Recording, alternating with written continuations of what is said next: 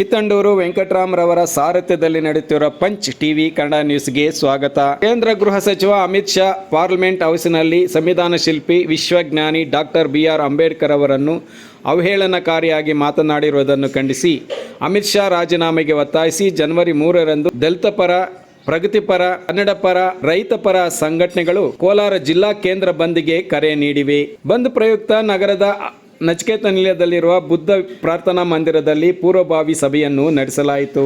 ಸಭೆಯಲ್ಲಿ ಹಲವಾರು ಸಂಘಟನೆ ಮುಖಂಡರುಗಳು ಭಾಗವಹಿಸಿದ್ದರು.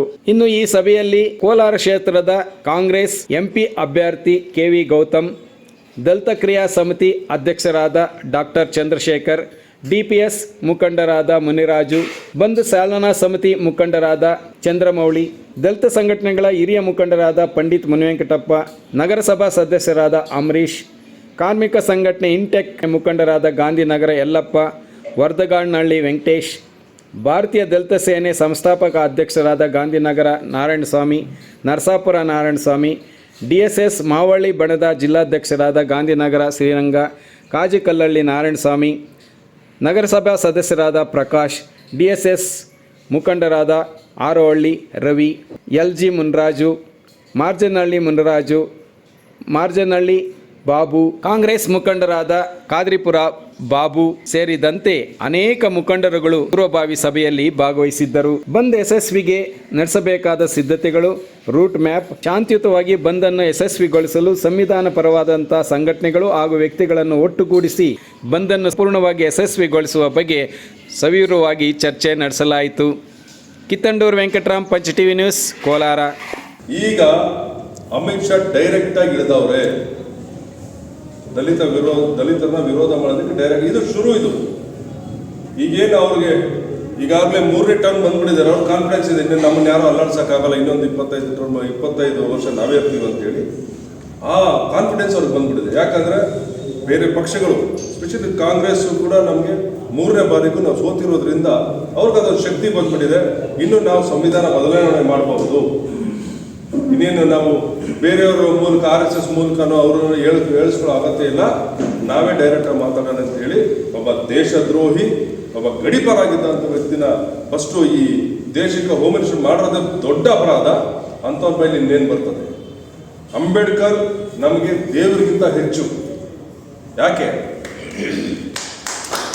ನಾವು ದೇವ್ರನ್ನ ನೋಡೋಕೆ ಹೋಗ್ಬೇಕಂದ್ರೆ ದೇವಸ್ಥಾನಕ್ಕೆ ಹೋಗ್ಬೇಕು ಅಂತ ದೇವಸ್ಥಾನಕ್ಕೆ ಪ್ರವೇಶ ಕಲ್ಪಿಸಿಕೊಟ್ಟವರು ಅಂಬೇಡ್ಕರ್.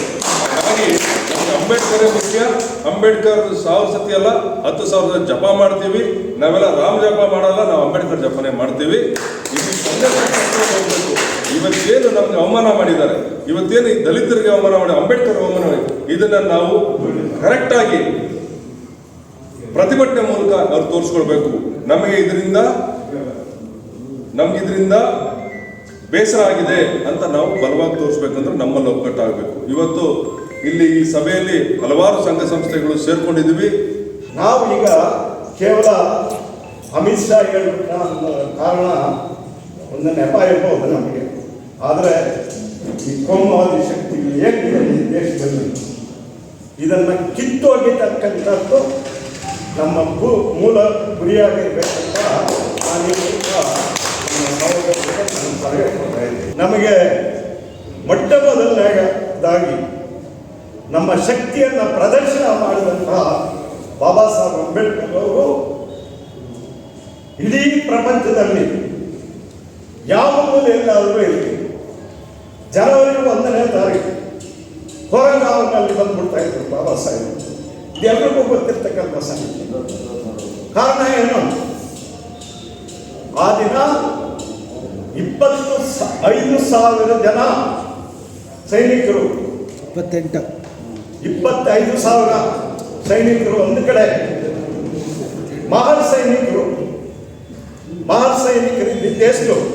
ಕೇವಲ 500 ಜನ. ಸಹೋದರ, ಇದನ್ನ ನಾವು ಮೈ ತುಂಬಿಸ್ಕೊಬೇಕು, ನಮ್ಮ ಶಕ್ತಿ ಏನಂತಕ್ಕಂಥದ್ದನ್ನ. ಅದಕ್ಕೆ ಬೇರೆ ಕಡೆ ಬ್ರಿಟಿಷರು ರಚನೆ ಮಾಡಿದಂತಹ ಸೈನ್ಯ, ಮಹಲ್ ಸೈನ್ಯ, ಮಹಲ್ ಬ್ರಾಂಚ್, ಮಹಲ್ ಬಾಬಾ ಸಾಹೇಬರ ವಂಶಸ್ಥರು ನಾವೆಲ್ಲ. ಮಹಾನ್ ರೆಜಿಮೆಂಟ್, ಕರೆಕ್ಟ್, ಮಹಾನ್ ರೆಜಿಮೆಂಟ್. ಇಲ್ಲಿ ನಿಮ್ಮ ಸಹಕಾರಗಳನ್ನು ಸೂಚಿಸಿದ್ದೀರಿ. ನಾನು ಖಂಡಿತವಾಗಿಯೂ ಬಾಬಾ ಸಾಹೇಬರ ಹೆಸರಿನಲ್ಲಿ ಎಲ್ಲರಿಗೂ ಅಭಿನಂದನೆಗಳನ್ನು ನಾನು ಸಲ್ಲಿಸೋಕ್ಕೆ ಇಚ್ಛಪಡ್ತೀನಿ.